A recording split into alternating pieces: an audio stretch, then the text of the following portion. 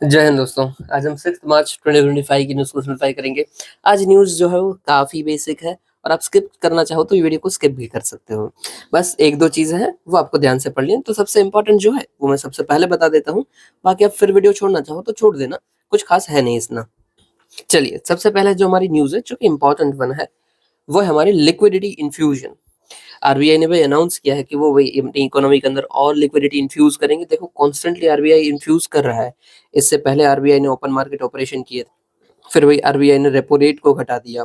फिर again open market operation हम कर रहे हैं और साथ ही साथ में हम ये सेल स्वैप ऑप्शन भी कर रहे हैं यूएस डॉलर और आईएनआर का। ओके, ये सब चीज़ें क्या हैं उसको समझ लेते हैं। मैं देखो अगेन अगर मैंने ना 2 वीडियो अपलोड किए हुए हैं क्विकोनॉमिक्स करके, अब हमारी प्लेलिस्ट में आपको मिल जाएगा क्विक इकोनॉमिक्स करके। वहाँ पे हमने मनी एंड बैंकिंग कवर किया हुआ है, उसका वीडियो देख लेना तो आपको फ़ायदा रहेगा। आपको थोड़े से थोड़ा क्या सब कुछ वैसे पता चल जाएगा बैंकिंग के रिलेटेड। और शायद हमने उसमें ओपन मार्केट ऑपरेशन भी करवा लिया है, शायद नहीं करवा ही लिया है। ओके, चलिए फिर से एक बार बता देता हूँ क्या होता है ओपन मार्केट ऑपरेशन। तो देखो, बहुत सारी गवर्नमेंट सिक्योरिटीज़ होती है। सबसे पहले व्हाट इज़ गवर्नमेंट सिक्योरिटी? समझ लीजिए भई गवर्नमेंट को पैसे की ज़रूरत है। हमारी जो अभी चल रही है बीजेपी की गवर्नमेंट है, उनको कोई पैसे की ज़रूरत पड़ जाती है समझिए, फॉर एन एग्ज़ाम्पल, ठीक है? या फिर ज़रूरत नहीं भी पड़ती है, कुछ भी, इग्नोर इट। पर कुछ भी ऐसा होता है, तो ना गवर्नमेंट क्या करती है, गवर्नमेंट सिक्योरिटीज़ निकालती है। सिक्योरिटीज़ स्टैंड फॉर कि हम आपको एक भाई लेटर देंगे। इस लेटर के अंदर कुछ अमाउंट लिखी होगी, जैसे समझ लीजिए कि ₹100 की ये सिक्योरिटी है। यहाँ पे ₹100 लिखे हुए हैं सिक्योरिटी में बोले, फिर गवर्नमेंट बोलेगी भाई चलो किसको चाहिए ले लो।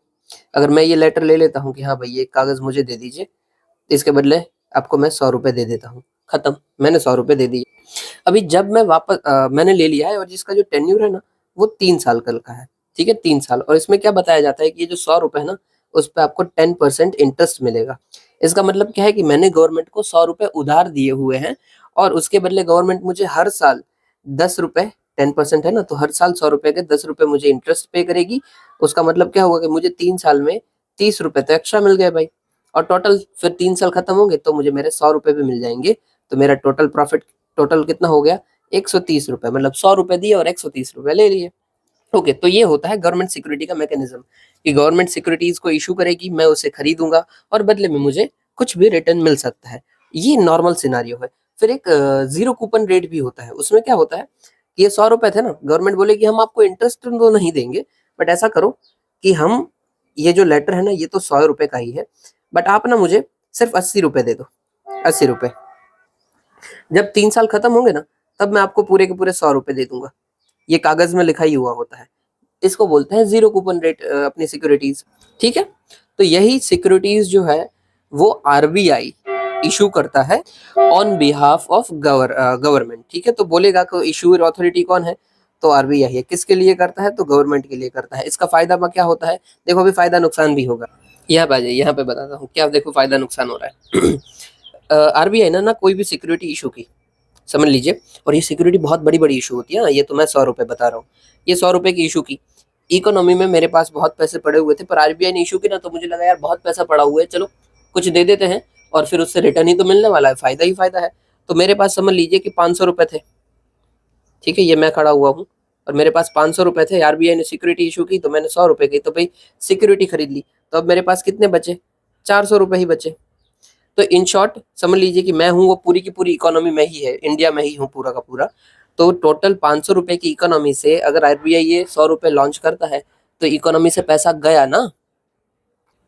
मतलब आरबीआई ने सिक्योरिटी इश्यू की, ठीक है? आरबीआई ने मुझे दिया ये सिक्योरिटी का लेटर और मैंने उसके बदले क्या दिया भाई? मैं यहाँ पे खड़ा हुआ हूँ। मैंने क्या दे दिया आरबीआई को? पैसा दे दिया, ठीक है? ₹100 सॉरी, ₹100 दे दिया। तो जो इकोनॉमी से पैसा था, इकोनॉमी जो है, उधर से पैसा मेरा रिड्यूस होया, मतलब कि लिक्विडिटी मेरी रिड्यूस हो गई, ठीक है? ओके, तो ये जो चीज़ की आरबीआई ने मुझे सिक्योरिटी दी, इसको क्या बोलते हैं? इसको बोलते हैं ओपन मार्केट ऑपरेशन। मार्केट में ऑपरेशन हुआ है और ये ऑपरेशन में क्या किया है? आरबीआई ने सेल किया है सिक्योरिटी को, ओके? अभी इसी का आरबीआई उल्टा करेगा तो ओपन मार्केट ऑपरेशन में ये बाय करता है, तो क्या होगा? सिक्योरिटी मुझसे वापस ले लेगा, ठीक है? सिक्योरिटी वापस ले रहा है और मुझे पैसा वापस दे रहा है, तो उसका मतलब क्या हो जाएगा? इकोनॉमी में पैसा बढ़ेगा, मतलब कि लिक्विडिटी बढ़ेगी। ओके, डन है। आप ओपन मार्केट ऑपरेशन पूरा समझ गए कि आरबीआई अगर सेल करता है, ठीक है, सेल करता है तो इकोनॉमी से पैसा जाता है, और आरबीआई अगर बाई करता है तो इकोनॉमी में पैसा आता है। ओके, डन है। तो यही है हमारे open market operation. Open market operation में बहुत सी सिक्योरिटीज ट्रेड होती है, जैसे कि भाई ट्रेजरी बिल्स हो सकते हैं ट्रेड, ठीक है। फिर स्टेट डेवलपमेंट, एसडीएल लिख देता हूँ सिर्फ, स्टेट डेवलपमेंट लोन ट्रेड हो सकती है। बहुत कुछ होता है, हमने ये डिस्कस किया हुआ है, राइट, बहुत बार किया हुआ है, एक बार नहीं।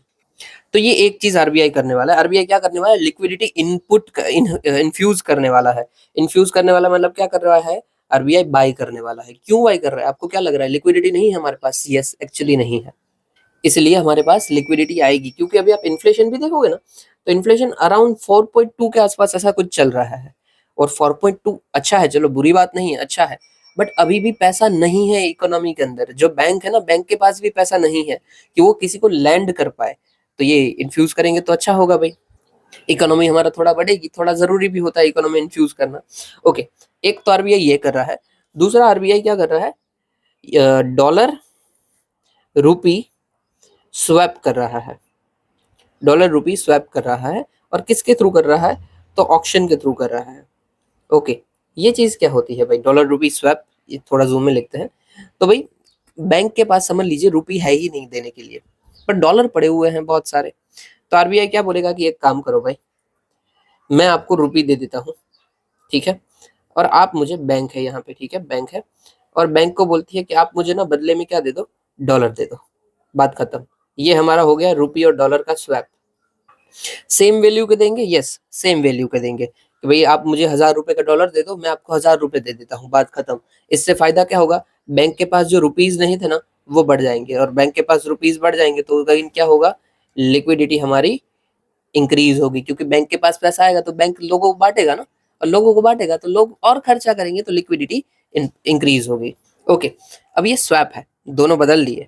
पर क्या हमेशा के लिए बदल लिए? ये खत्म हो गया? नहीं, इसमें टेन्यूर होता है। जैसे कि भाई 3 साल के लिए हमने बदले हैं। लास्ट ईयर ना, हमने लास्ट टाइम हमने 2019 में ये किया हुआ था, जब ये स्वैप एग्रीमेंट किया था, 3 साल के लिए था। फिर ये 2023 में शायद खत्म हो गया था, और वापस जैसा था खत्म हो गया। तो मतलब क्या है कि समझ लीजिए कि आरबीआई ने 1000 रुपए का ये ट्रेड किया था, ठीक है, 1000 रुपए के डॉलर वॉलर जो भी थे वो लिए थे। अभी 3 साल खत्म होंगे ना, तब वापस जैसा था ना वैसा हो जाएगा, कि भाई आरबीआई बोलेगा कि भाई आपको मैंने 1000 रुपए दिए थे ना, तो लाओ मेरे 1000 रुपए मुझे वापस करो। और बैंक क्या बोलेगी कि मैंने आपको डॉलर दिए थे, मुझे आप डॉलर वापस कीजिए। तो आरबीआई डॉलर दे देगी, रुपये ले लेगी। ये हो गया, जैसा थी वैसी ही पोजीशन हो गई। तो आप बोलोगे इससे फायदा क्या हुआ भाई? जैसा था वैसा ही कर लिया 3 सालों में। तो इस 3 साल के दौरान हमारी लिक्विडिटी इंक्रीज हो गई, बस वही फायदा हुआ। और दूसरा क्या फायदा हुआ? बैंक क्या है, फ्री में करेगी? मतलब आरबीआई फ्री में करेगी? नहीं, आरबीआई बोलेगी कि मैं आपको 1000 रुपए के डॉलर रुपीज दे रहा हूँ, ठीक है, रुपीज दे दिए, रुपीज नहीं थे बैंक के पास। बोली आप जब मुझे वापस दो ना, तो 1000 रुपए मैं वापस नहीं लूंगा, मैं वापस लूंगा 1100 रुपए। क्योंकि मैंने आपकी मदद की है आपके बिजनेस की चलने में। अगर मैं पैसा नहीं देता तो आप लैंड ही नहीं कर पाते, लैंड नहीं कर पाते तो आप आपकी बैंक चलती ही नहीं। इसलिए मैं वापस तो इतने लूंगा भाई, ज्यादा।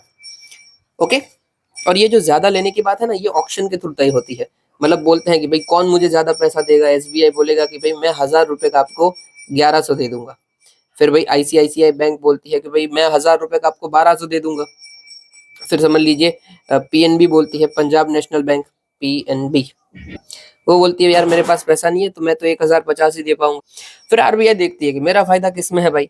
जिसमें सबसे ज्यादा फायदा है, आरबीआई बोलेगी हाँ भाई तेरा मुझे बात पसंद है, तू ज्यादा पैसा लेके जा भाई। ओके, इसीलिए इसका नाम है ऑक्शन। और ये स्वैप ऑक्शन भी समझ गए ना आप कैसे होता है? करेंसी स्वैप ऑक्शन, तो ऐसे होता है।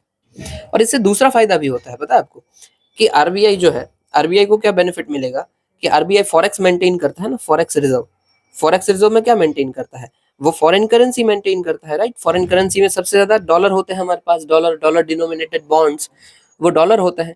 तो आरबीआई को अगर डॉलर चाहिए थोड़े टाइम के लिए, कि हाँ भाई मुझे थोड़ा चाहिए, मुझे काम है डॉलर का, तो उसको डॉलर मिल जाएगा। और बैंक को तो पैसा चाहिए ही चाहिए था भाई, तो ये फायदा होता है, ठीक है। तो यही दोनों मैकेनिज्म थे, ये दोनों मैं आपको बता दिए। इसको ना हम बाजू के पेज में डाल देते हैं, ताकि ऐसा ना हो कि आपको फिर कंफ्यूजन हो ये ब्रह्मपुत्र रिवर के साथ। सॉरी, डन है, यहाँ पे डाल दिया है, ठीक है। मैं उम्मीद करूंगा आपको समझ जाओगा कि ये जो रेड और ब्लू है वो ओपन मार्केट है, और ये वाला जो है ऑरेंज चलो उसको भी मैं और थोड़ा सा साइड में कर देता हूँ। और ये जो ऑरेंज है वो हमारा है पूरा का पूरा करेंसी स्वैप। ओके चलिए, तो यही मेन था हमारा आज का, तो यही सबसे मेन न्यूज़ था। और यही देखो लिखा हुआ है, ओपन मार्केट ऑपरेशन की बात चलती है, आरबीआई बाय और सेल करता है ओपन मार्केट में अपने जो गवर्नमेंट सिक्योरिटीज होती है उसको। और ये जो फिर पैसा आता है ओपन मार्केट के अंदर, ये हाई पावर्ड मनी को इंक्रीज करता है। हाई पावर्ड मनी मतलब ऐसा मनी जिससे और ज्यादा फर्दर कैपिटल आप सॉरी मनी आपका इंक्रीज होगी, लिक्विडिटी आपकी इंक्रीज होगी, क्योंकि ये जो पैसा आया है, ये पैसा है, ये जाएगा कहाँ पे? पहले तो बैंक के पास, फिर पब्लिक के पास। पब्लिक क्या करेगी? खर्चे पे खर्चा, खर्चे पे खर्चा, तो और इंक्लूड हो जाएगा। इसको समझने के लिए ना, वैसे समझ ही जा गए हो आप कि एक पैसे का, हर एक जो पैसा होता है ना वो मल्टीप्लाई होता है। कि भाई मेरे पास 10 रुपए थे, मैंने वो 10 रुपए दुकानदार को दिए, फिर दुकानदार ने खुद ये 10 रुपए का खर्चा रुको, मैंने 10 रुपए दुकानदार को दिए, दुकानदार ने वो खर्चा किया, दूध लिया, दूध वाले को दिए, फिर दूध वाले ने भाई वापस खर्चा किया, उसने कोई चिप्स का पैकेट ले लिया, दूसरे दुकानदार को दिए, फिर दूसरे दुकानदार ने वही खर्चा करा, उसके बेटे को दे दिया, दूसरे बेटे ने भाई समोसा खा लिया। वैसे 10 रुपया एक ही है, पर कितने सारे हाथों से ये घूम गया। मतलब 10 10 10 10 इंटू इंटू सेम रुपया बहुत सारे हाथों में गया है, बहुत ट्रांसफर होता है। इसी को बोलते हैं हाई पावर्ड मनी, कि कोई एक ऐसा पैसा जो बहुत पावर रखता है, बहुत सारे लोगों के पास ये जाएगा, तो it is high powered money, that's it. पर प्रॉपरली समझने के लिए आपको मनी मार्केट समझना जरूरी है, ठीक है? सॉरी, मनी मार्केट का मनी मल्टीप्लायर समझना जरूरी है, ठीक है? Money multiplier. और मनी मल्टीप्लायर समझने के लिए आप क्या करोगे? मैंने जो आपको बोला कि क्विक इकोनॉमिक्स हमारा जो वीडियो है प्लेलिस्ट में, उसमें देख लेना बैंकिंग वाला पार्ट, ठीक है? क्विक इकोनॉमिक्स में। ओके, चलिए दूसरा क्या था? ओपन मार्केट ऑपरेशन हो गया, ये है रुपी स्वैप ऑक्शन एग्रीमेंट, ये भी मैंने आपको बता दिया है। ओके, फिर लिक्विडिटी इन्फ्यूजन क्यों जरूरत है? क्योंकि पैसा नहीं है मार्केट में, इसलिए जरूरत है, सिंपल। दूसरा जो बैंक है, बैंक के पास भी पैसा नहीं है। देखो बैंक से बात बहुत पैसा कम पड़ा है, क्यों? क्योंकि ज्यादातर लोग अभी बैंक में डिपॉजिट पैसा नहीं कर रहे हैं, जबकि क्या कर रहे हैं? मार्केट में लगा दे रहे हैं, ट्रेडिंग कर रहे हैं, म्यूचुअल फंड्स में डाल रहे हैं। अगर बैंक के पास लोग पैसा देंगे नहीं तो बैंक अपना धंधा कैसे करेगी? इसलिए भी जरूरत है बैंक को पैसे की। ओके, लिक्विडिटी इन्फ्यूजन के दूसरे क्या क्या भी मेथड्स होते हैं, इंस्ट्रूमेंट्स होते हैं। तो भाई एक है क्वांटिटेटिव टूल और एक है क्वालिटेटिव टूल। क्वांटिटेटिव में liquidity adjustment facility, cash reserve ratio, SLR, MSF, bank rate, ये सब हमने क्विक इकोनॉमिक्स में बात कर ली है, मनी एंड बैंकिंग देख लेना। फिर है क्वालिटेटिव टूल में credit rationing, moral suasion, credit control, marginal requirement, ये सब मैंने बता दिया आपको। यहाँ पे बताऊंगा तो लेक्चर होगा 1 घंटे का, वो हम कर नहीं सकते हैं। उससे अच्छा जो ऑलरेडी बना हुआ है उसको देख लीजिए। चलिए आगे देखते हैं। आगे ये थी न्यूज, यस, कैंपा। देखो कैंपा, कैंपा फंड का नाम क्या है? Compensatory afforestation fund management planning authority, ठीक है? और इसका ये फंड, उसका पैसा, नाम से ही क्या चल रहा है आपको दिखाओ, कंपनसेट, कंपनसेट कर रहा है। कंपनसेटरी में सिर्फ कंपनसेट पे फोकस करो, कंपनसेट कर रहा है। क्यों कंपनसेट कर रहा है? क्या करेगा कंपनसेट में? अफॉरेस्टेशन करेगा। ऐसा कंपनसेशन है कि कंपनसेशन में हम फॉरेस्ट को ग्रो करेंगे, अफॉरेस्टेशन, और उसके लिए फंड है। ओके, इस फंड के लिए हमारी मैनेजमेंट और प्लानिंग अथॉरिटी भी बनाई हुई है हमने। ओके, तो इस कैंपा फंड का भी होता क्या है? समझ लीजिए मैं कोई फैक्ट्री चला रहा हूँ, राइट? मतलब कुछ भी मैं कर रहा हूँ, मेरा कोई भी धंधा है, फर्नीचर बनाने का धंधा है, और मैं बहुत बड़ी फैक्ट्री चलाता हूँ, बहुत पैसा है मेरे पास, और मैं इस फर्नीचर बनाने के लिए लकड़ी लेके आता हूँ, और इस लकड़ी के लिए मैं 10 हेक्टर जितने पेड़ काट देता हूँ, जंगल को काट देता हूँ, फॉरेस्ट को कट कर देता हूँ, ठीक है? डिफॉरेस्टेशन करता हूँ। तो ये क्या बोलता है कैंपा कि भाई आपने 10 हेक्टर का डिफॉरेस्टेशन किया है, तो उसके बदले इतना मुझे पैसा दे दो। ओके, तो भाई मैं पैसा दे दूंगा। फिर ये जो कैंपा फंड है वो यूज कहाँ पे होगा? तो अफॉरेस्टेशन के लिए होगा। मतलब मैंने पेड़ काटे और उसका मैंने जुर्माना भरा, उस जुर्माने का पैसा यूज कहाँ पे होगा? वही पेड़ उगाने के लिए ही होगा, सिंपल। तो वही है कंपनसेशन, कि जो मैंने बुरा किया है उसी को मैं अच्छा करूंगा, दैट्स इट। और ये मैंडेटरी होता है, ठीक है? ये कंपलसरी होता है कि भाई आपको करना ही करना पड़ेगा। या तो एटलीस्ट उसके कुछ एफर्ट लगाइए, या तो जितना काटा है उतना का उतना ही आपको उगाना है। मतलब कि अगर 10 हेक्टर काटा है तो 10 हेक्टर ही मुझे उगाना पड़ेगा। हाँ, ये मैं कर सकता हूँ कि मैंने भाई जो काटा है वो मुंबई में काटा है, और जो मैं उगा रहा हूँ वो त्रिपुरा में उगा रहा हूँ, वो चल जाएगा। पर हाँ, आपको करना तो पड़ेगा, that's it. Okay, statutory provisions क्या क्या है इसके? तो फॉरेस्ट कंजर्वेशन एक्ट वो बात करता है कि कोई भी जो फॉरेस्ट लैंड है उसको डाइवर्ट नहीं कर सकते हो नॉन फॉरेस्ट्री पर्पसेस के लिए। अगर ऐसा करते हो तो आपके ऊपर इम्पोज लगेगा, टैक्स आपको भरना है, और ये भरते भी हैं, और उसका पैसा कैंपा में जाएगा।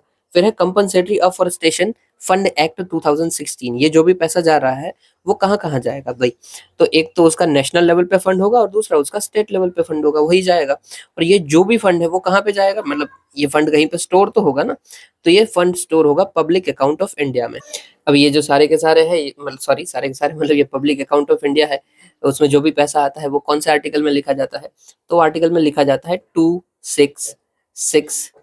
फिर दूसरा हमारा होता है कंसोलिडेटेड फंड ऑफ इंडिया, ठीक है, कंसोलिडेटेड फंड ऑफ इंडिया, इसका कौन सा आर्टिकल है? तो भाई 2661।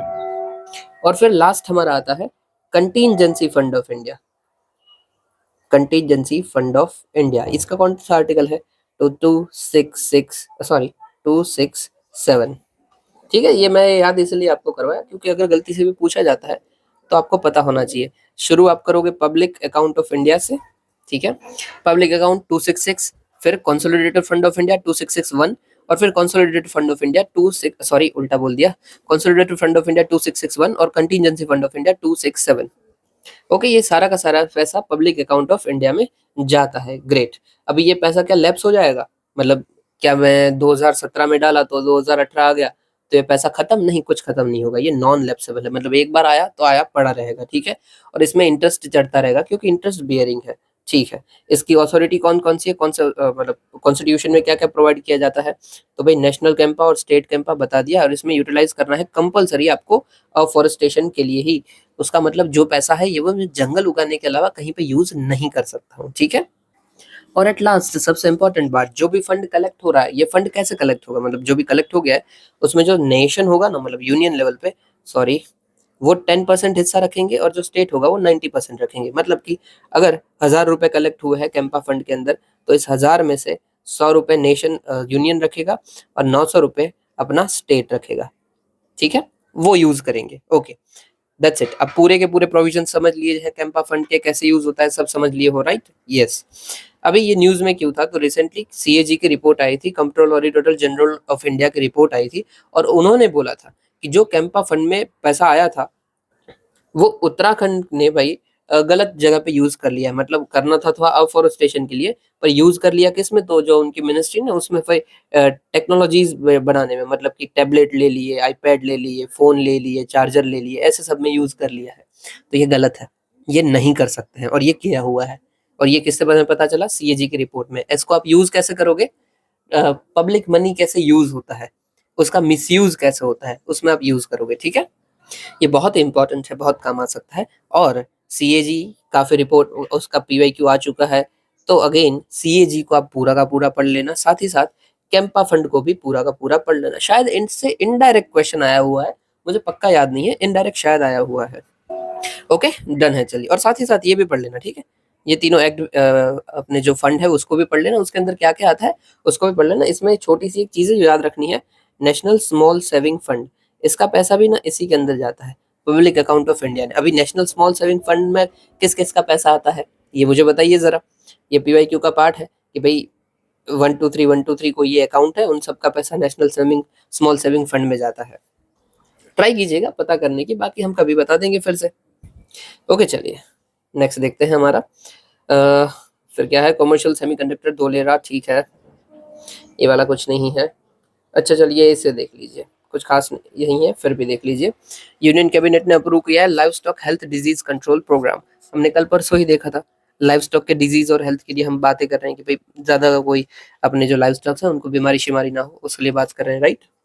तो भाई जो भी लाइव स्टॉक्स में डिजीज होते हैं उनके लिए हम प्रोग्राम लेके आए हैं, प्रोफिलेटिक वैक्सीनेशन प्रोग्राम, मतलब ये उसी का पार्ट है, ये जो हेल्थ डिजीज कंट्रोल प्रोग्राम है उसी का ये पार्ट है, उसमें वैक्सीनेशन हम प्रोवाइड करवा रहे हैं। फिर और भी 3 कंपोनेंट है भाई, एनिमल डिजीज कंट्रोल प्रोग्राम, फिर livestock health and disease control programme, और पशु औषधि, औषधि स्टैंड फॉर मेडिसिन। तो यस, ये क्या बात करता है, ये जेनेरिक मेडिसिन की बात करता है इन वेटरनरी, वेटरनरी मतलब वो अपने ये लाइव स्टॉक्स के लिए, ना जस्ट लाइव स्टॉक, एनिमल सारे आ जाते हैं वेटरनरी में। तो उनकी भी जेनेरिक मेडिसिन, भाई जेनेरिक मेडिसिन क्या होती है, जो हम मेडिसिन यूज करते हैं ना वो सारी की सारी ब्रांडेड मेडिसिन होती है, उसकी बड़ी बड़ी कंपनीज होती है। बड़ी बड़ी कंपनीज मतलब कि समझ लीजिए सिप्ला कंपनी है, सिप्ला काफी बड़ी कंपनी है, तो ल्यूपिन है, ठीक है, ये भी काफी बड़ी है। ऐसे बड़ी बड़ी कंपनीज की, अभी ये जो कंपनी है ना वो सिर्फ अपना अपनी कंपनी का प्राइस लेती है। जैसे हर एक होती है ना, अपनी ब्रांड की वैल्यू होती है, तो ये अपनी ब्रांड वैल्यू की वजह से मेडिसिन का महंगा प्राइस लेती है। पर वही मेडिसिन का सेम कंटेंट कंटेंट सेम आपको जो नई नई कंपनी होगी वो सस्ते में दे देगी, चीप में प्रोवाइड कर देगी। इसी को बोलते हैं हम generic medicine. Generic medicine humans के लिए, मतलब हमारे सब के लिए जो गवर्नमेंट प्रोवाइड करती है, वो कहाँ से मिलती है हमें? तो पीएम जन औषधि केंद्र में। जन औषधि केंद्र, अरे यार, जन औषधि केंद्र। इवन मैं खुद यहाँ से लेके आता हूँ कोई बार। रिसेंटली मैं लास्ट टाइम लेके आया था। जो यूजुअली जो हमारे घर में मेडिसिन आती है, वो मेडिसिन 4,000 के आसपास जाती है, 3-4 हज़ार के आसपास जाती है, ठीक है। लास्ट टाइम मैं ये जेनेरिक मेडिसिन लेके आया पीएम जन औषधि केंद्र से, वो मुझे 800 रुपए में पड़ी। आप सोचिए कितना फर्क है, ऑलमोस्ट 25% में मुझे पड़ गई। तो ये बहुत सस्ती होती है, और यकीन मानिए कंटेंट में कुछ भी फर्क नहीं होता है। मतलब इट जस्ट लाइक कि भाई 1 ग्राम नमक, 1 ग्राम शुगर, ये सिप्ला बेच रहा है तो वो बेचेगा 100 रुपए में, और वही कोई नई वाली कंपनी है, इंडिया की कंपनी है, तो वो 1 ग्राम नमक, 1 ग्राम शुगर वो कितने में बेच रहा है? वो भाई 25 रुपए में बेच रहा है, क्योंकि ये तो बाहर की मतलब बाहर की बड़ी बड़ी कंपनी है, उसकी प्राइस है, और ये नहीं लगा रहा है उसकी प्राइस, दैट्स इट। तो यही मेडिसिन हम वेटनरी के लिए भी लेके आए हैं, अपने मतलब पशुओं के लिए लेके आए हैं, एनिमल्स के लिए लेके आए हैं। फिर है पीएम किसान समृद्धि केंद्र और कोऑपरेटिव सोसाइटीज, इसका ये पार्ट हो जाता है, ठीक है, जन औषधि का। फिर भाई livestock health and disease control programme के अंदर और 3 सब कंपोनेंट है, जैसे कि एनिमल डिजीज कंट्रोल प्रोग्राम जो हमने ऊपर देखा सेम टू सेम है। इसमें various diseases like swine fever, ruminants, paste days patties ruminants, ये सब बीमारी उनको भाई हटाने की बात करते हैं। फिर हम वेटरनरी हॉस्पिटल्स और डिस्पेंसरीज को बढ़ाने की बात करते हैं कि भाई और बढ़ाओ, थोड़ा वो बढ़े। इवन लाइफ टाइम ना हमारे गली में भाई कुत्ता था, उस पे किसी ने गाड़ी चढ़ा दी थी। अब यकीन मानिए थोड़ा सा वो ज़्यादा इंजर्ड हो गया था, वो इंजरी को ठीक करवाने के लिए मुझे कितना ही घूमना पड़ा था। मुझे कहीं पे उनका डॉक्टर नहीं मिल रहा था भाई, कहीं पे भी डॉक्टर नहीं। हाँ, प्राइवेट वाले डॉक्टर्स थे काफ़ी सारे, बट उधर वो संभालेंगे नहीं कुत्ते को, मतलब वो अपने पास नहीं रखेंगे, राइट। वो इलाज करके दे देंगे पर अपने पास नहीं रखेंगे। पर हमें क्या चाहिए होता है कि भाई कोई उससे थोड़ा सा संभाले भी, उनकी कोई केयर लेने के लिए हो। जो होता है ना, वो आश्रम वाश्रम जैसा हो जाता है, छोटे मोटे जू जैसा, वही होता है हमारा। जो छोटे मोटे वेटरनरी हॉस्पिटल्स होते हैं और केयर सेंटर्स होते हैं, वो केयर सेंटर्स है ही नहीं। मैं 20-30 किलोमीटर घूम लिया, मुझे मिल ही नहीं रहा है। फिर आखिर में मिल गया और हमारा मिशन सक्सेसफुल रहा। But the thing is we are lacking in this field, वो हमें बढ़ाने की ज़रूरत है। और ये सब आपको अवेयर होके खुद देखना है कि अच्छा ऐसा होना चाहिए। और जो गाड़ी वाला है वो ठोक के चला गया, कुत्ते कुत्ते को मार के चला गया, उसके ऊपर क्या कोई चार्ज लग सकता है? यस, लग सकता है। Prevention of cruelty against animal act, approximately 3 साल तक की उसे जेल हो सकती है, एक्चुअली में हो सकती है। ये भी क्या है? एक्टिव रिकॉल है, आपको पता होना चाहिए कि ऐसा होता है। ओके चलिए, लेट इट बी। आगे देखते हैं।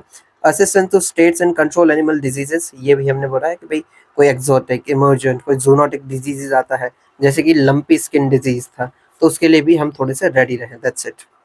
ओके, ये सब नॉर्मल बात है। इन शॉर्ट गवर्नमेंट ऐसा करता है, वो ज़रूरी था। दूसरे हमने क्या लिए हैं लाइव स्टॉक्स के लिए?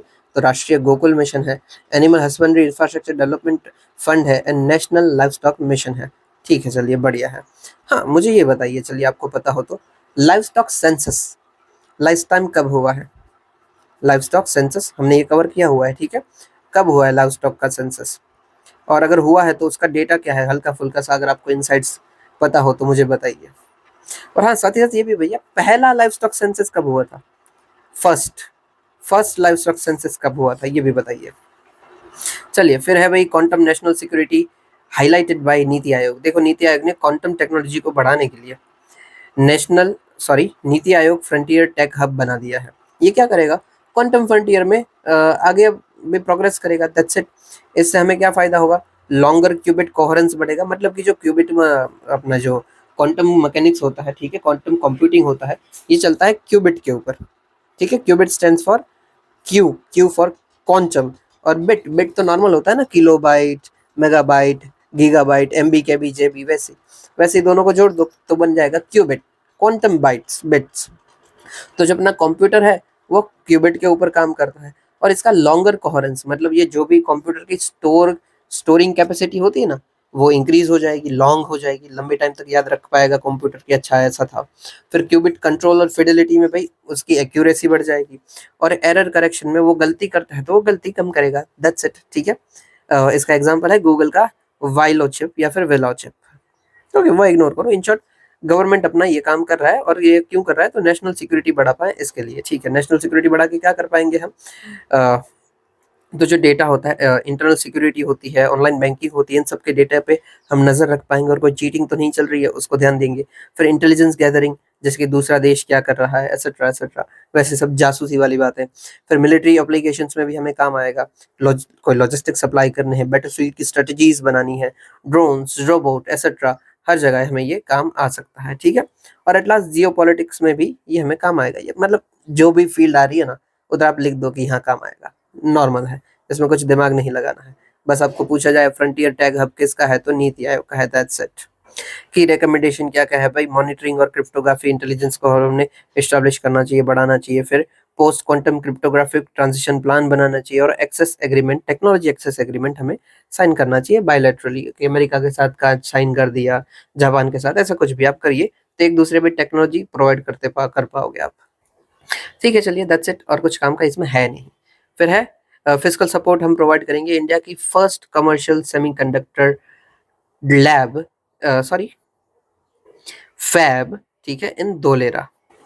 अभी फैब क्या होता है भाई, तो फैब मतलब बस ऐसी फैक्ट्री जो कि फैब्रिकेशन और इन सब का काम करेगी, मतलब सेमीकंडक्टर बनाने का काम करेगी, ठीक है। चलिए, ये कहाँ पे हो रहा है, तो धोलेरा में हो रहा है, ग्रेट। गुजरात में है धोलेरा, तो इनके लिए हम सपोर्ट प्रोवाइड करेंगे, दैट्स इट, बहुत अच्छी बात है। चलिए, इसके अंदर क्या क्या एग्रीमेंट साइन किए हुए हैं, तो भाई सेमीकंडक्टर मिशन है हमारा, इलेक्ट्रॉनिक्स प्राइवेट लिमिटेड, साथ ही साथ Tata semiconductor manufacturing private limited, ये सब जुड़े हुए हैं, ओके। और इसके अंदर भाई हमें सॉरी 50,000 वेफर्स बनाएंगे पर मंथ। 50,000 वेफर्स मतलब जो चिप्स होती है ना, उसको वेफर्स बोलते हैं, मतलब फैक्ट टेक्नोलॉजिकल में, मैनेजमेंट में वो सब वेफर्स बोल लेते हैं, कायदे से तो वो चिप्स ही है, सेमीकंडक्टर चिप्स, ओके। इसमें 50% सपोर्ट प्रोवाइड किया जाएगा, ठीक है। सेमीकंडक्टर इंडिया मिशन ने कमिट किया है। सेमीकंडक्टर इंडिया मिशन क्या काम करेगा, तो भाई इंडिपेंडेंट बिजनेस डिवीजन है, डिजिटल इंडिया कॉर्पोरेशन के अंदर ये काम करता है। इन शॉर्ट सेमीकंडक्टर को बढ़ाने की बात करता है।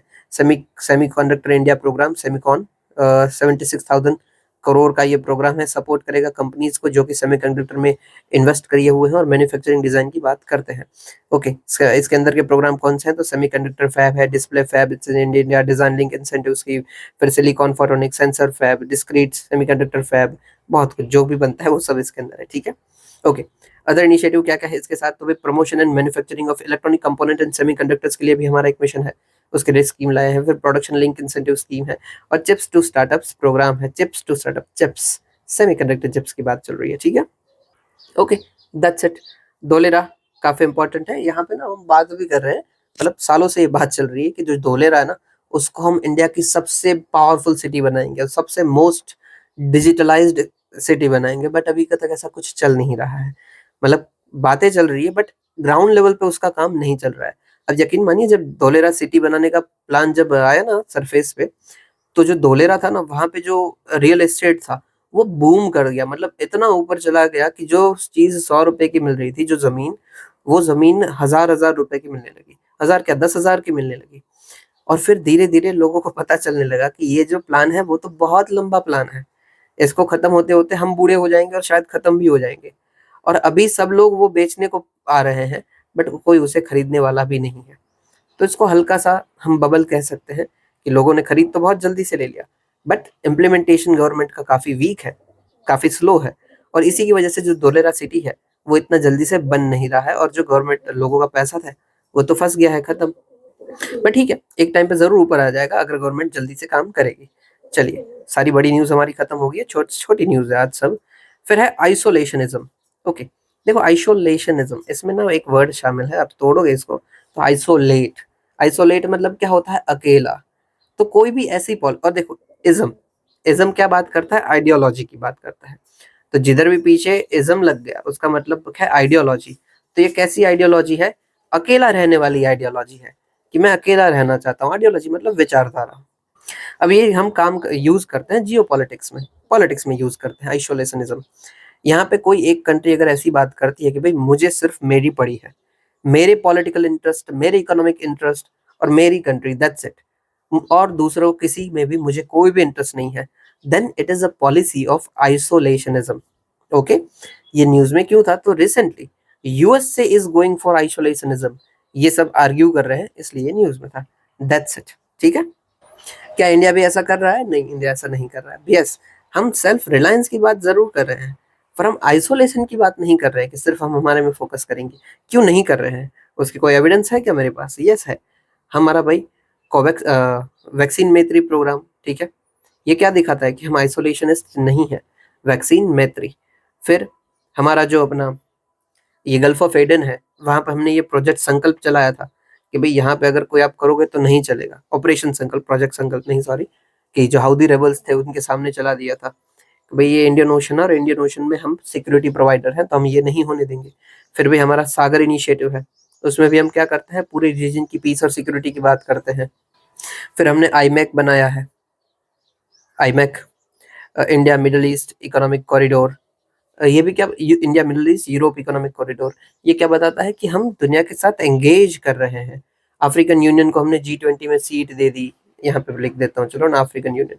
ये सब एग्जाम्पल्स है कि इंडिया अपना रोल बेशक आउटस्टैंडिंग परफॉर्म कर रहा है in international politics, global politics. हम आइसोलेशनिज्म की तरफ नहीं जा रहे हैं। ओके, यहाँ पे आ जाइए। फिर पर्वतमाला परियोजना, ऑलरेडी देखो 2-3 योजना हमारी ऐसी चल रही है, जैसे कि सागरमाला, भारतमाला, ठीक है, अभी हम लेके आ गए पर्वतमाला। अभी इसमें क्या करना है इन शॉर्ट, तो भारतमाला के अंदर जो रोड्स हैं उनको हम अच्छा बना रहे थे, मेजर रोड्स को। सागरमाला के अंदर जो अपने पोर्ट्स होते हैं, वाटरवेज होते हैं, उनको अच्छा कनेक्शन जोड़ा रहे थे। और पर्वतमाला में क्या करेंगे, सारे पर्वतों में कनेक्शन जोड़ेंगे, दैट्स इट। पर्वत में कनेक्शन कैसे जोड़ सकते हो, पर्वत में मतलब माउंटेन्स, हिल्स, उसमें कैसे जोड़ सकते हो तो उसमें आप जोड़ोगे भाई रोपवेज के थ्रू। तो यहाँ पे हम क्या बात कर रहे हैं, रोपवेज जोड़ने की बात कर रहे हैं। ये न्यूज में रिसेंटली न्यूज में क्यों था, तो cabinet committee on economic affairs जो है, उन्होंने बोल दिया था कि उत्तराखंड के अंदर हम रोपवे प्रोजेक्ट स्टार्ट कर रहे हैं, अप्रूव कर रहे हैं, ताकि हम पर्वतमाला परियोजना के अंदर उत्तराखंड में कनेक्टिविटी को बढ़ा पाए। That's it. इससे देखो बहुत फायदा होने वाला है। जो उत्तराखंड की जगह है, जैसे कौन सी जगह, मैं जगह का नाम भूल रहा हूँ, बहुत फेमस जगह है, सब पिलग्रिमेज के लिए जाते हैं, पूजा करने के लिए जाते हैं, बहुत फेमस जगह है। छोड़िए, इन शॉर्ट उसके जाने का रास्ता है ना 9-10 घंटे का है। अगर ये रोपवे शुरू हो जाएगी ना, तो वही रास्ता 30 मिनट का हो जाएगा। ये मैंने लास्ट अभी थोड़ी देर पहले ही मैंने नरेंद्र मोदी जी का वीडियो देखा था, इसलिए पता है। वो फेमस जगह है बहुत ही, पर मैं भूल गया उसका नाम। लेट इट बी, जाने दीजिए। पर आप सोचिए, 10 घंटे से डायरेक्ट 30 मिनट, क्या ही फर्क पड़ रहा है। तो ये जरूरी है, ये रोपवे जरूरी है। ओके, फिर ये परियोजना किसके अंदर आती है, तो हिल एरियाज को कनेक्ट कर रहे हैं, ministry of road transport and highways के अंदर आती है। इंप्लीमेंटिंग एजेंसी इसकी national highway logistic management limited, it is special purpose vehicle of national highway authority of India. ये पब्लिक प्राइवेट पार्टनरशिप के थ्रू बन रहा है। इसकी 60% जो भी कंट्रीब्यूशन होगा वो government of India support provide करेंगे, और बाकी का 40% जो होगा वो प्राइवेट सेक्टर से आएगा। प्राइवेट सेक्टर क्यों कर रहा है भाई, उसको क्या मिलने वाला है इससे, तो वो टोल टैक्स वसूलेगा ना, वो टोल टैक्स लेगा ये 40% का। उसमें जो भी मॉडल साइन होगा, BIT मॉडल हो सकता है, built operate transfer, BOT model बोल दिया मैंने, बिल्ट ऑपरेट ट्रांसफर, उससे वो लोग अपना पैसा वसूल करेंगे और वसूल हो जाएगा तब चले जाएंगे, दैट्स इट। तो ये पब्लिक प्राइवेट पार्टनरशिप है, और ये वैसे अच्छा मॉडल रहता है, ये पब्लिक प्राइवेट अच्छा होता है। चलिए, फिर है ताज ट्रेपेजियम जोन। इन शॉर्ट देखो, ताज है तो ताजमहल की बात चल रही है, और कुछ है ही नहीं, राइट। सुप्रीम कोर्ट ने डायरेक्ट किया था फॉरेस्ट रिसर्च इंस्टीट्यूट को कि आप भाई ट्री सेंसस कवर करवाइए ताज ट्रेपेजियम जोन के अंदर। ओके, ये ट्रेपेजियम जोन है क्या, तो ताजमहल के आजू बाजू का 10,000 स्क्वायर किलोमीटर का जो एरिया है वो ताज ट्रेपेजियम जोन है। ओके, ये कब बना था, तो भाई 1996 में सुप्रीम कोर्ट की रूलिंग के थ्रू बनाया गया था कि भाई ये जो एरिया है, सॉरी 1996 में नहीं बना था, आई डोंट नो कब बना था, पर 1996 में सुप्रीम कोर्ट ने बोला था कि भाई यहाँ पे आप कोल, कोक, ये सब का यूज नहीं कर सकते हो। कोई फैक्ट्रीज है नेचुरल गैस वाली जो यूज कर रही है, तो उसको ट्रांसफर कर दो या फिर शट डाउन कर दो, दैट्स इट। ये जो ट्रेपेजियम जोन है, ये ताज ट्रेपेजियम जोन पॉल्यूशन अथॉरिटी के द्वारा कंस्टिट्यूट किया गया था under the environment protection act, याद रखना, EPA, एनवायरमेंट प्रोटेक्शन एक्ट। और इसकी एक कायदे से अलग से एक अथॉरिटी भी हमारी बनाई हुई है। इसके जोन क्या क्या है, red, green, orange, white. Okay, अपने डेंजर के मुताबिक भी रेड में आप बिल्कुल ही नहीं कर सकते हो, जो भी आपको कामकाज करना हो, मतलब जो पॉल्यूशन जैसा है वो नहीं कर सकते हो। फिर है मजूली आइलैंड, आसाम के अंदर पड़ता है। यहाँ पे recently human wild life conflict देखने को मिली थी, इसलिए न्यूज में था। कहाँ पे पड़ता है? तो ब्रह्मपुत्र रिवर के यहाँ पे पड़ता है। ये वर्ल्ड्स का लार्जेस्ट रिवर इन आइलैंड है, मतलब रिवर के यहाँ पे बीच में पड़ने वाला आइलैंड है, ठीक है। ये एक पहला आइलैंड है जिसको डिस्ट्रिक्ट बनाया गया हो इंडिया के अंदर, ये भी याद रखना है आपको। फॉर्म कैसे होता है? तो भाई ब्रह्मपुत्र रिवर साउथ से आती है, ठीक है। फिर खेर खोटिया शूटी, जो कि ब्रांच है सुबानसरी रिवर की, वो उसके शायद नॉर्थ में आती है। जॉइन बाय सुबानसरी इन नॉर्थ, यस, नॉर्थ में आती है। खेर कुटिया शूटी, ये एक आती है, और दूसरी सुबानसिरी आती है। ये 3 रिवर बना के ये आइलैंड को फॉर्म करते हैं। दैट्स इट, ये याद रखने का जरूरत नहीं है। It was form due to course changes by river Brahmaputra in tributaries mainly Lohit. तो लोहित का कोर्स चेंज हुआ, इसलिए फॉर्म हो गया था, ठीक है। ओके ओके फाइन है। ओके, इंपॉर्टेंट साइट है ये असमीज के लिए, स्पेशली नियो वैष्णवाइट्स के लिए। क्यों? क्योंकि भाई यहाँ पे ही वैष्णवाद शास्त्र लिखे गए थे बाय शंकर देव। शंकर देव, जब हम भक्ति मूवमेंट पढ़ते हैं तब हमें पढ़ने में आता है आसाम के एरिया में, ठीक है। हम ऑलरेडी ये पढ़ चुके हैं शंकर देव को। आपको याद हो तो अच्छी बात है, ना याद हो तो भी अच्छी बात है। पर ये वैष्णवाइट्स थे, बस ये याद रखना, मतलब कि विष्णु की भक्ति के साथ ये जुड़े हुए थे। शंकर देव के भजन भी काफी फेमस, मतलब जो उनके कीर्तन वीर्तन थे वो भी काफी फेमस है, याद रखना ये, ठीक है। ये उनके लिए जो मजुली आइलैंड है वो इम्पोर्टेंट साइट है। ओके, देखा मैं देता हूँ मैं आपको लोकेशन कहाँ पे पड़ता है। ये देखिए, ये अपनी ब्रह्मपुत्र रिवर है, वो न्यूज में थे इसलिए अगेन काम का हो जाता है। तो देखो अपनी ब्रह्मपुत्र रिवर चेंगडुंग युंग ग्लेशियर से निकल रही है या फिर अंगसी ग्लेशियर से निकल रही है, दोनों मुझे देखने को मिल रहा है, या फिर मानसरोवर के रीजन से देखने निकलने को मिल रही है, सब एक ही बात है। यहाँ से निकलती है, फिर इसका नाम पड़ जाता है यारलुंग सांगपो, फिर ये आगे बढ़ती है, फिर इसको रेड रिवर भी बोला जाता है। फिर ये आगे बढ़ती है और नामचा बरवा पर्वत जो है हमारे हिल्स, वहां से ये टर्न मारती है, और जैसे ये यू टर्न लेती है उसको सबसे पहले राइट बैंक की हम ट्रिब्यूटरीज देखते हैं। तो कौन जोड़ता है? TSMKS। TSMK stands for Teesta, Sankosh, Manas, Kameng और सुबानशिरी। ओके, और नीचे लेफ्ट में नहीं बता रहा हूँ क्योंकि हमने 4-5 बार पढ़ रखा है, एक बार में आप खुद याद करोगे ऐसी मैं उम्मीद करता हूँ, ठीक है। याद कैसे करना है? यहाँ पे TS, यहाँ पे KS, और M for middle, M for Manas, वो बीच में। ओके, फिर लेफ्ट बैंक की बात करते हैं। तो दिबांग, दिहांग, धनश्री, ऐसे ही याद रखोगे जैसे मैं करवा रहा हूँ। दिहांग, सॉरी यार, दिबांग, दिहांग और धनश्री। ओके, दिबांग, दिहांग, धनश्री, और उसके बीच में आप घुसा दो लोहित और कालांग या फिर कोपिली, दोनों बोला जाता है। ओके, पहले D और फिर उसके बीच में घुसा देना है हमें कोपिली और लोहित, ठीक है। अब मैं देख पा रहे हो अच्छे से। ओके चलिए, दैट्स इट, यही है हमारा। इसको आप नीचे वाले ऐसे भी याद रख सकते हो, DDDLK, पर ये सीक्वेंस में नहीं रहेगा, सीक्वेंस में याद रखो वही ठीक रहता है। इसी में ही ये जो रिवर बना, सॉरी मजूद आइलैंड बनाता है वो कौन सा है? तो लोहित का कोर्स चेंज हुआ इसकी वजह से, और सुबानश्री के साथ ये बनाता है। सो देखो आपको ब्रह्मपुत्र तो दिख ही रही है, सुबानश्री भी दिख रही है, राइट। ये जो शूटी रिवर है वो नहीं दिख रही है क्योंकि वो छोटी सी रिवर है, वो यहाँ पे हमारे मैप में भी नहीं है। ओके चलिए, यहाँ पे ये खत्म हो गया, ये खत्म हो गया। ओके, फिर एक्टिवेटेड चारकोल या फिर एक्टिवेटेड कार्बन, दोनों एक ही चीज है। इन शॉर्ट ये क्या होता है? जैसे स्पॉन्ज होता है ना, स्पॉन्ज सब चीजों को ऑब्जर्व कर लेता है, वैसे ये जो चारकोल या फिर कार्बन है ना, ये भी बहुत ही पॉश वाला होता है। मतलब आप, मैं बना के दिखाता हूँ, ये बहुत ही पॉश वाला होता है, बहुत पोरस होता है, तो ये सारी चीजों को अपने अंदर ऐसे ऑब्जर्व कर सकता है, ठीक है। तो इसी को बोलते हैं हम एक्टिवेटेड चारकोल या फिर एक्टिवेटेड कार्बन। इसीलिए ये बहुत सारे हमारे जो फेस वॉश वेश वॉश ये सब चीजों में यूज होता है, या फिर किसी को भी प्योरीफाई करना है, किसी भी चीज को प्योरीफाई करना है उसमें भी यूज हो जाएगा। आपको क्लोरीन किसी पानी में ज्यादा है तो उसमें एक्टिवेटेड चारकोल डाल दीजिए आप, या फिर एक्टिवेटेड कार्बन डाल दीजिए, दोनों एक ही चीज है, तो आपका पानी ठीक हो जाएगा। तो इसीलिए इसको यूज किया जाता है क्योंकि इसका ऑब्जर्प्शन ज्यादा होता है। ओके, फिर दूसरा क्या कर, मेटल भी रिकवरी कर सकते हैं, प्रेशियस मेटल कोई चीज में है तो उसको भी आप इसका यूज करते हुए रिकवर कर सकते हो, ले सकते हो, दैट्स इट। ओके, ये बनता कैसे है भाई? तो जो चीजें होती है ना खराब, जैसे कोकोनट शेल हो गए या फिर कोई लकड़ी हो गई, उसको एक्सट्रीम टेम्परेचर पे अगर हम गर्म करते हैं तो हमारा ये एक्टिवेटेड कार्बन बन सकता है उससे, दैट्स इट, ठीक है। ये न्यूज में क्यों था? तो रिसेंटली कार्बन इंडस्ट्री जो है वो स्ट्रगल कर रही है, ये सब बाहर आने से, मतलब बाहर क्या, उनको नुकसान हो रहा है, उनको फायदा नहीं हो रहा है, तो वो इससे चैलेंजेस उनको मिल रहे हैं, तो वो थोड़ा स्ट्रगल कर रही है, इसलिए न्यूज में था। ओके चलिए, यूज क्या है तो purification, dechlorination, deodorization of water, ecochemical absorption in food grade product, cosmetics, cosmetology, automobile. Okay ये सब आपको पता है, ग्रेट है। चलिए फिर है Jaipur declaration of circular economy, कल परसों ही हमने पढ़ा है, जयपुर में हुआ था, राइट। सर्कुलर इकोनॉमी के रिलेटेड बात है, इसको जयपुर डिक्लेरेशन हम बोलते हैं। ये 12th रीजनल समिट 3R की, और सर्कुलर इकोनॉमी की पहली हमारी कहाँ पे हुई थी, हनोई के अंदर हुई थी, हनोई वियतनाम के अंदर। ठीक है चलिए, वहां पे ही हमने ये डिक्लेरेशन अडॉप्ट किया था। इसमें हम resource efficiency, sustainable material etcetera की सब बात करते हैं, सिटीज कॉलिजन सर्कुलरिटी एक्सेट्रा की बात है, फिर रिड्यूस, रीयूज, रिसाइकल की बात की गई है। इन शॉर्ट सब चीजों का है सस्टेनेबल यूज करना है, एफिशिएंट यूज करना है, दैट्स इट। चलिए फिर यहाँ पे देखिए, लाइट कॉम्पैक्ट एयरक्राफ्ट तेजस 4.5। देखो एयरक्राफ्ट जो होता है ना, उसकी जनरेशन होती है, मतलब जो प्लेन होते हैं उसकी जनरेशन होती है, वही 3rd generation, 4th generation, 5th generation. 5th generation सबसे नया है और सबसे पावरफुल है।